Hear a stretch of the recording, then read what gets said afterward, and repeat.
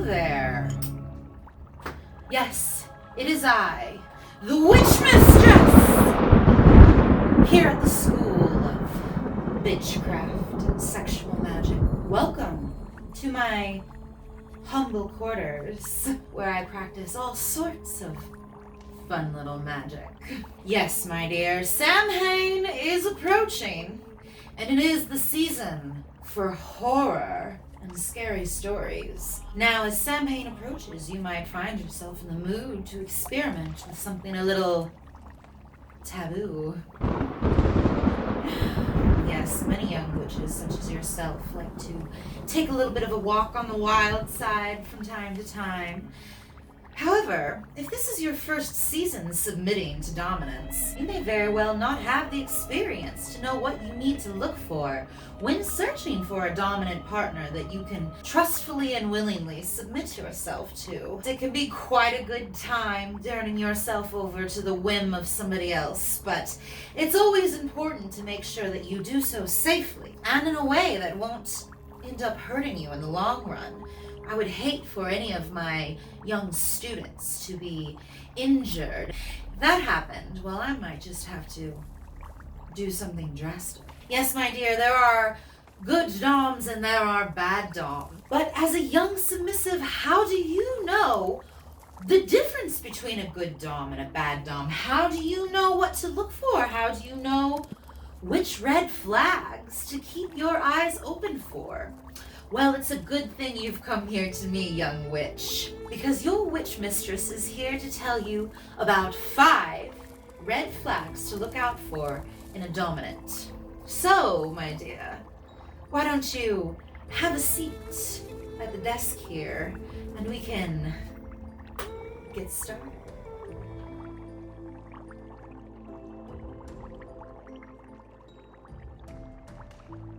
Now please, darling, make yourself comfortable.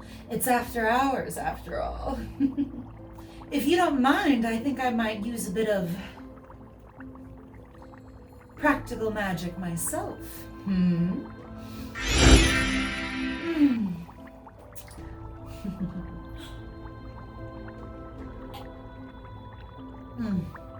Just divine.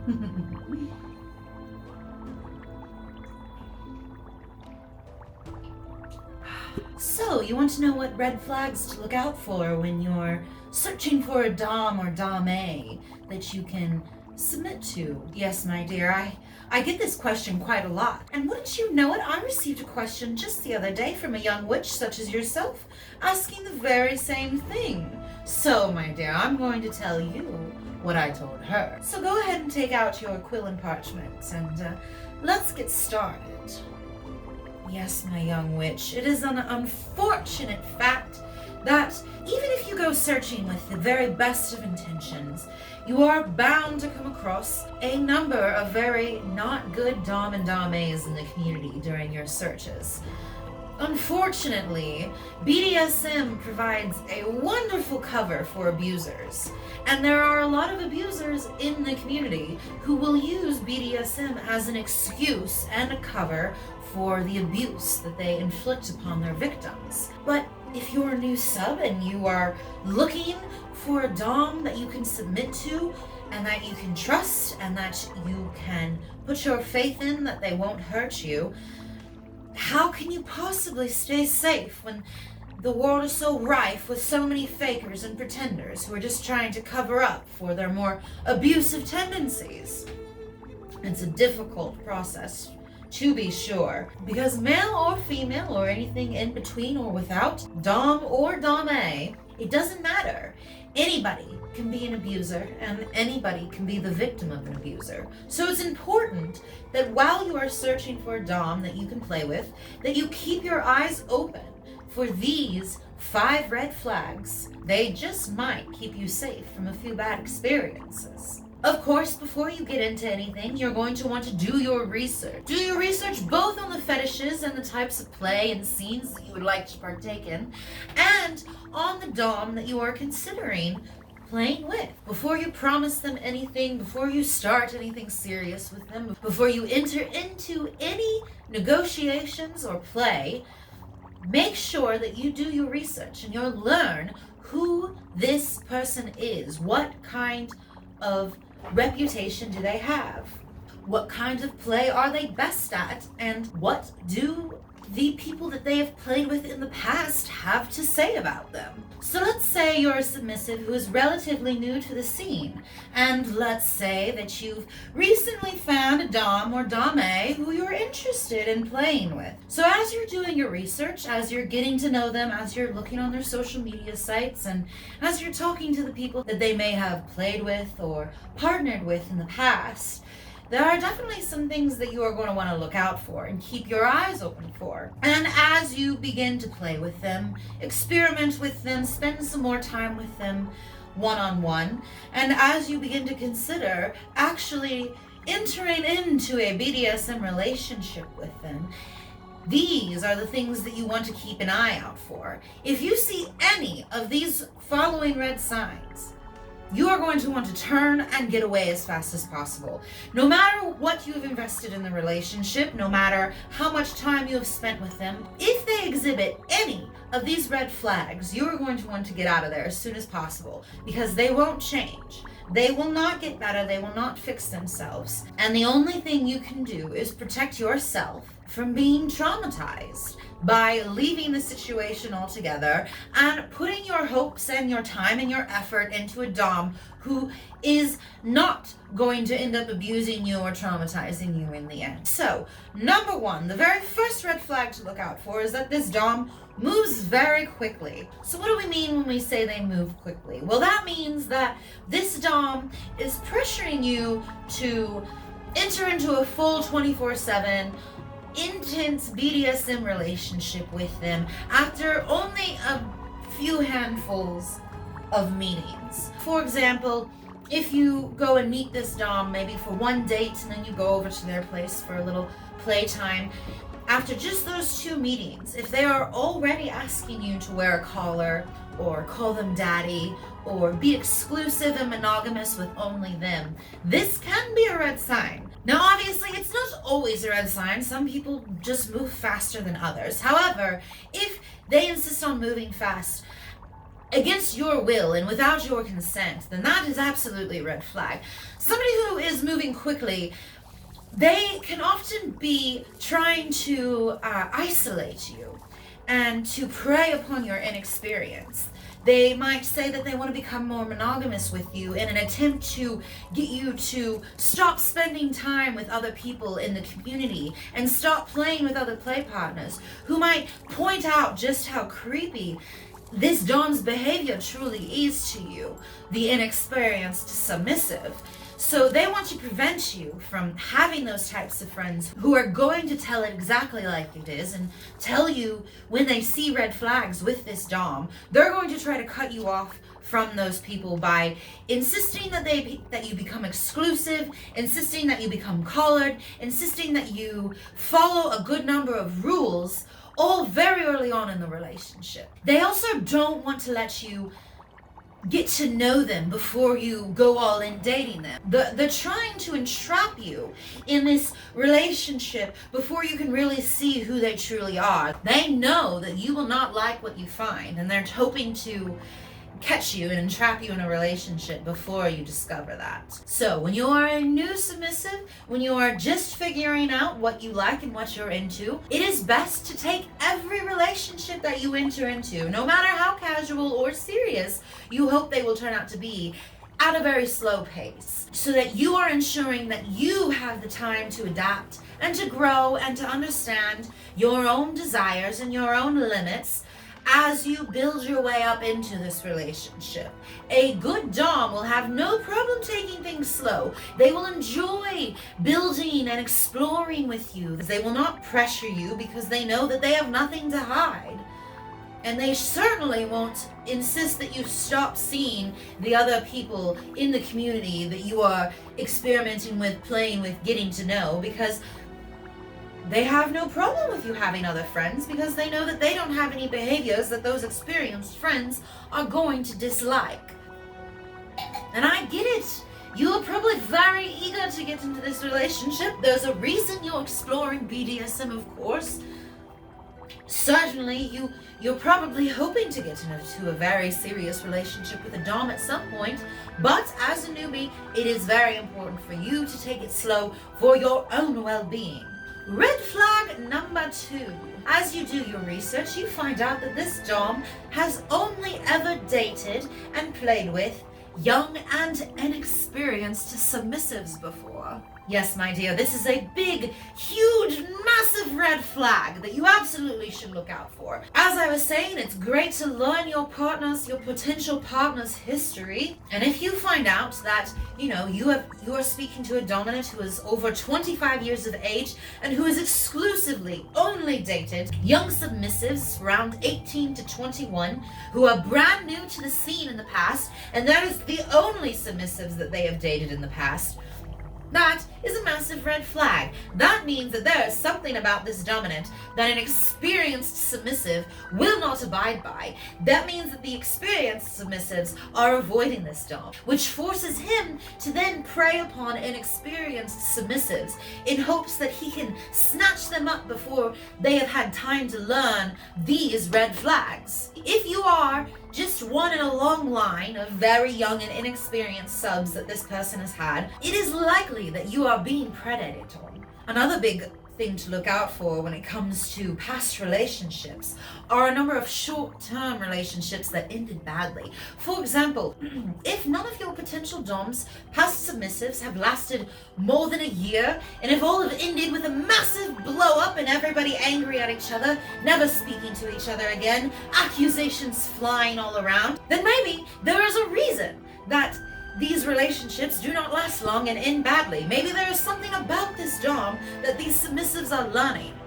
So absolutely look out for a dom who says that they're wary of submissives, of women, of whatever it is, who tells you that you have to prove that you're different from all these other submissives, who tells you that he's been so hurt by all the past submissives in his life who never gave him what he needed, but maybe you could be the special one. That actually is a large red flag. And he is telling you that he or she are so repulsive to their exes that their exes don't want anything to do with them anymore and had to leave their life in a very abrupt and dramatic fashion.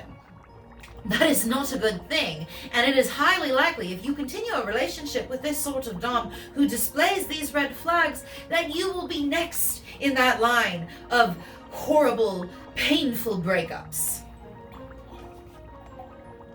Red flag number 3. He has lots and lots of rules for you to follow. Yes, lots of sexy little rules sure can be a fun thing. However, that's not what I'm talking about here. Coming up with a lot of arbitrary rules is a classic abusive tendency that serves to isolate an abuser's victim and to give an excuse for continual punishments. Coming up with a lot of rules right off the bat as soon as you start a relationship is a sign of very controlling personality.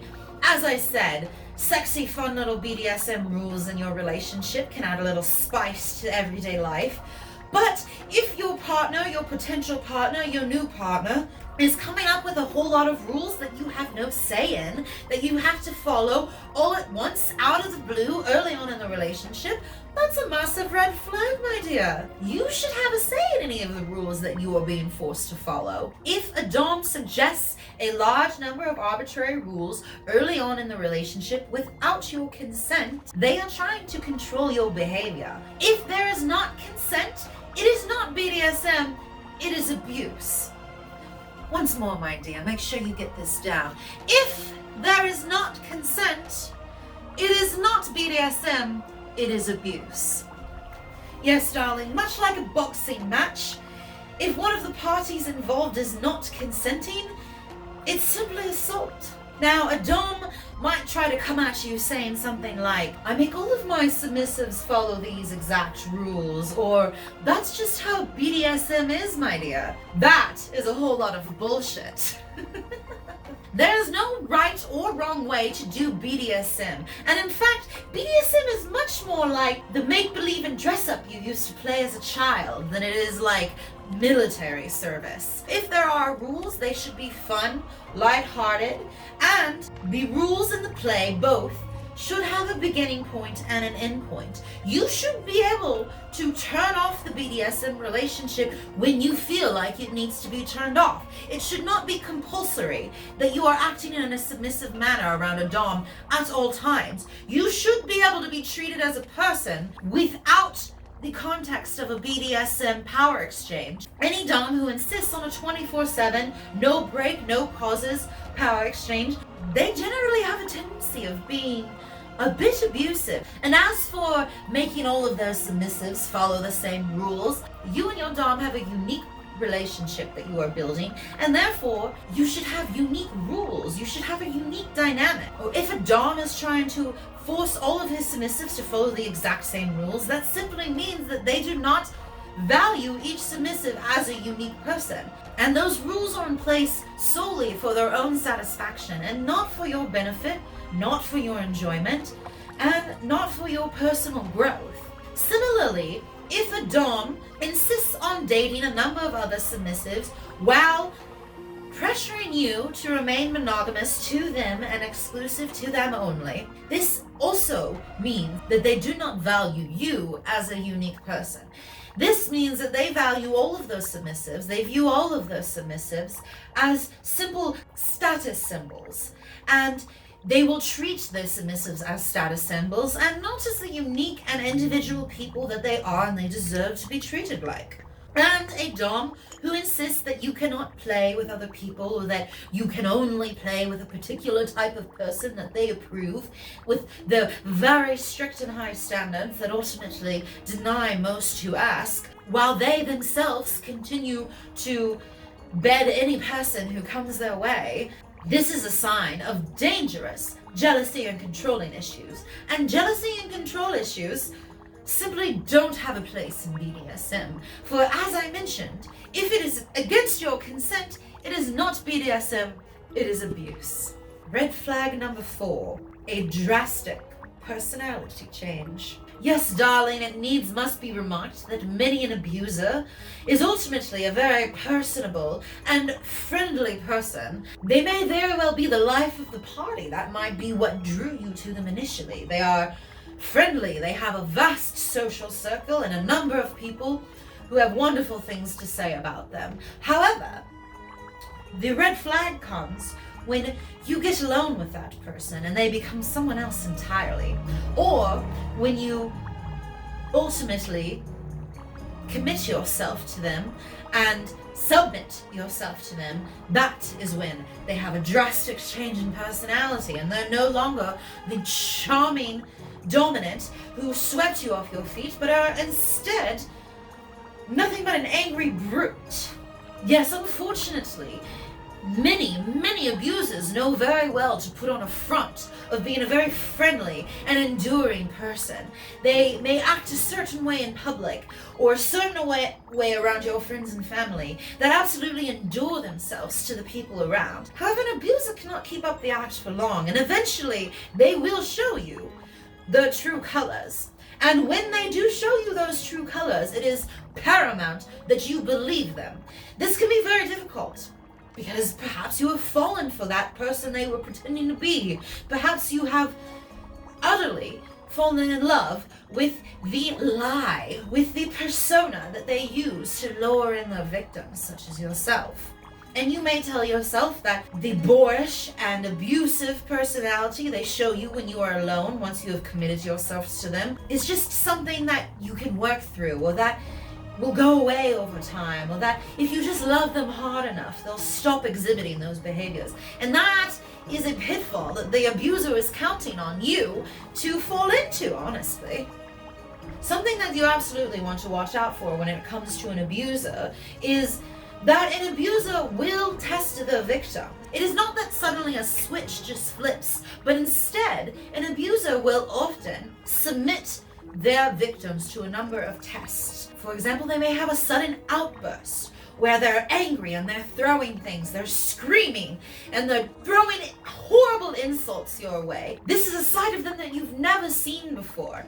And of course, this may be short. It may last only a handful of minutes. However, this is usually very traumatic and very shocking to someone who has not seen that side of this person before. And what they're going to do is they are going to see how you react to them showing that short outburst of poor behavior. They are doing it on purpose. They are showing you this side on purpose to see if you'll stick around, if you'll forgive them, if you'll dismiss it as a fluke or a mistake, if you will stick around despite this horrible behavior. So when an abuser tests you by exploding at you, by showing this horrible side of their personality to you, it is incredibly important that you believe them when they show you this part of themselves and you get out as soon as possible. Because if you simply brush it away, you believe them when they say it won't happen again, and that's not who they really are. All they are doing at that moment is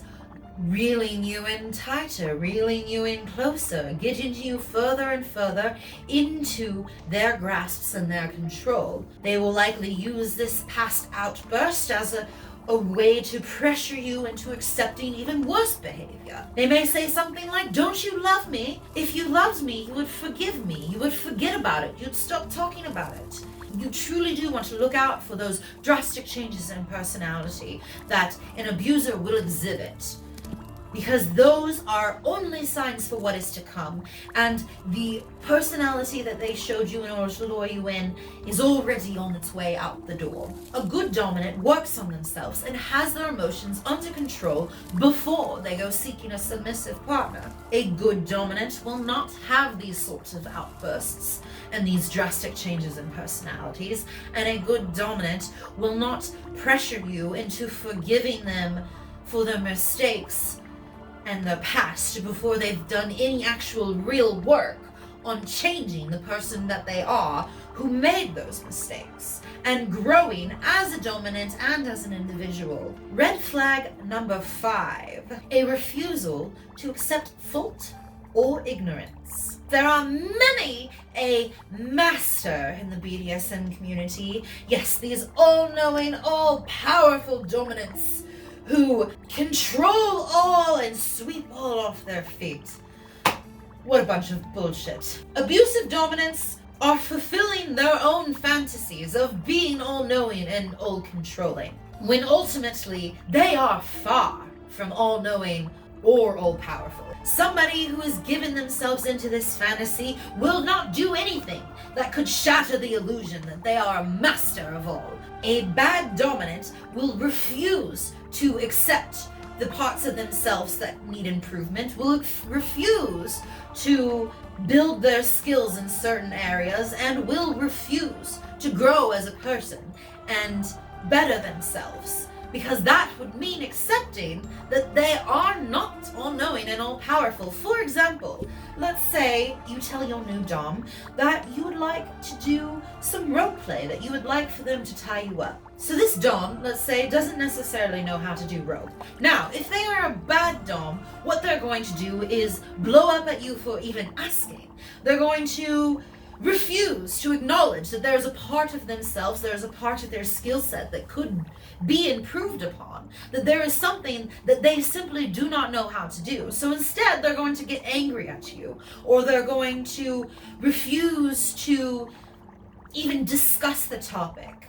And if you would suggest something like taking a class together so that they can learn how to do rope, they will outright refuse to attend such a class. This is because to go to such a class would mean admitting to a room full of people that there is something that they do not know, and that is not something that this sort of dom can abide by. They must be perceived as all-knowing and all-powerful by everyone at all times, so they cannot accept the parts of themselves that need improvements, even if it is something as menial as a skill or as a BDSM fetish. Even if it's something that they can easily improve upon, they will refuse to do so. They will refuse to expand upon their craft, to improve themselves, to build their skills. They will want you to accept and love them as an all-powerful, all-knowing master, when really they know very little, both about themselves and about the world. I have, of course, spoken on this topic before. And it is unfortunately something you see a lot. These masters, as they call themselves, are no masters at all, and they refuse to do even the slightest amount of work on themselves to become better dominants. A good dominant is a good student. A good dominant will be excited about expanding their skill set, learning new things, and getting better. A good dominant will not be resistant to learning new things.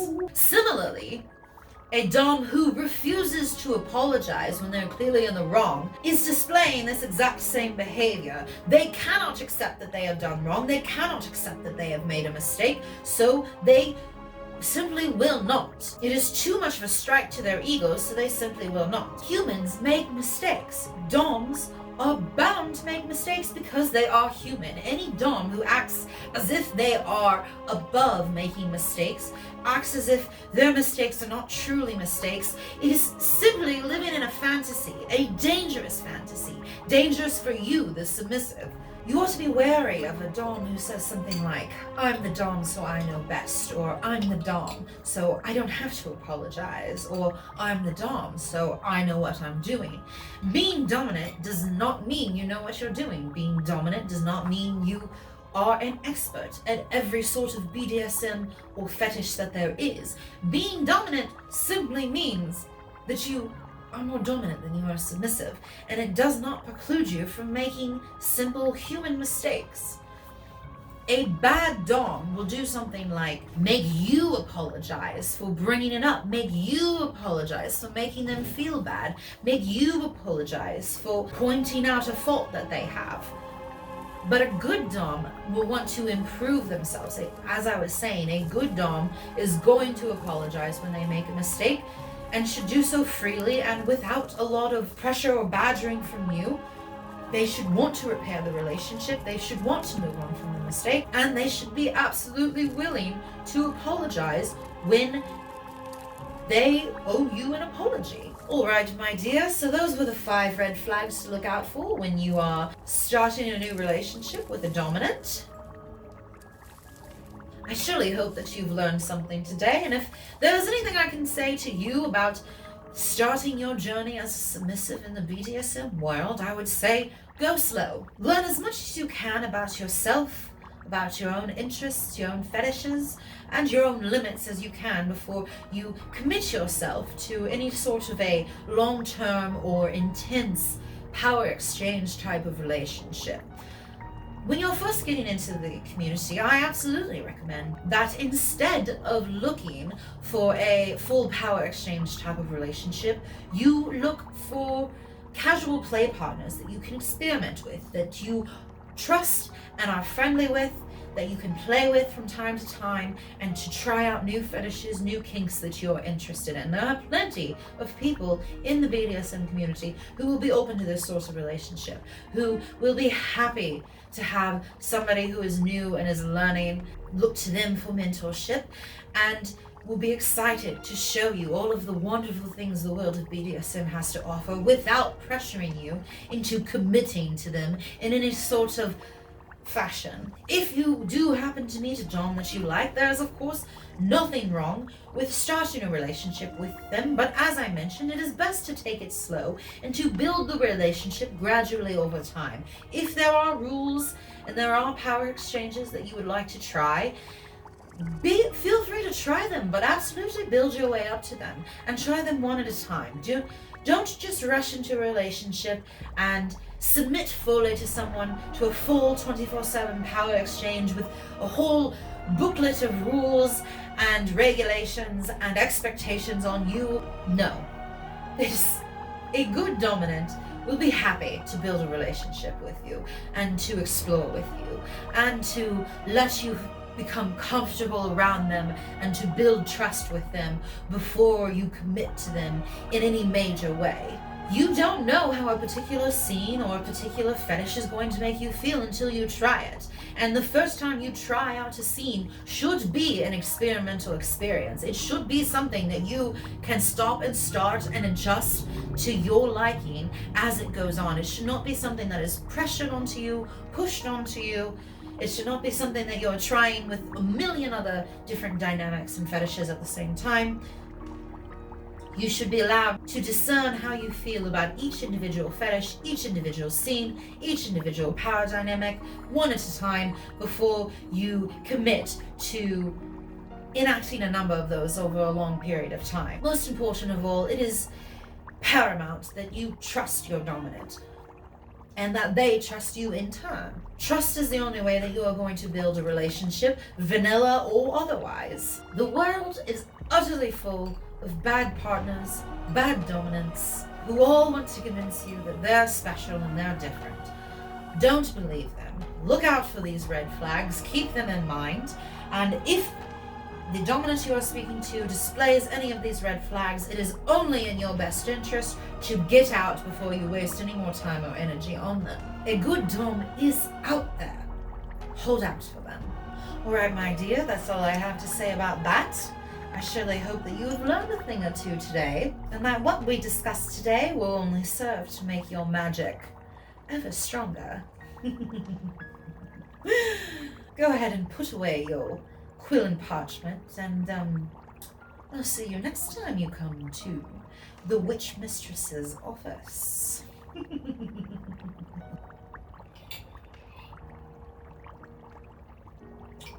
Bye-bye.